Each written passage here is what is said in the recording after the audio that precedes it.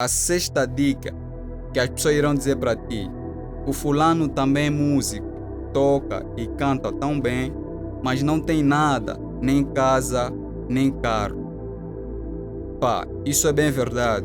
Em todos os domínios da vida existem sempre aquelas pessoas que conseguem e aquelas que não conseguem e as que nem tanto. Se nós olharmos para a área de engenharia, veremos que existem pessoas que têm uma relação diferente das outras. Tem pessoas que têm carros, têm boas vidas. Se nós compararmos o nível de finanças dessas pessoas, iremos notar que há sempre uma diferença entre as pessoas. Ninguém vai ter 100%. Há sempre pessoas que irão ter 50%, algumas terão 20%, algumas terão 30%. Isso também acontece com a música. Algumas pessoas que terão boa vida na música, algumas que não terão.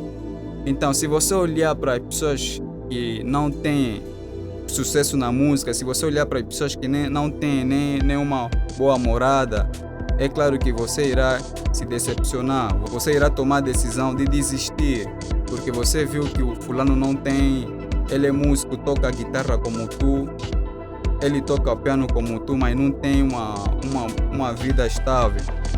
Se você olhar para essa pessoa, se você se espelhar pela essa pessoa, então é bem verdade que também você irá desistir, porque a história dessa pessoa irá te impulsionar a desistir.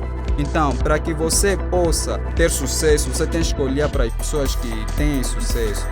Você tem que se espelhar nas pessoas que conseguem. Você tem que olhar para guitarristas que são bem-sucedidos na música. Tem que olhar para bateristas que têm uma vida estável. Você tem que olhar para eles e descobrir o que é que eles fazem de diferente. Tem que olhar para eles e ver o que é que eles fazem para que sejam bem-sucedidos na música. Você tem que se inspirar nessas pessoas. Você não tem que olhar para um fracassado. Se você se inspirar no fracassado, então praticamente você vai ver que a música não é nada. Mas se você olhar para as pessoas bem-sucedidas na música, então aquilo vai te encorajar também a acreditar que você também irá conseguir.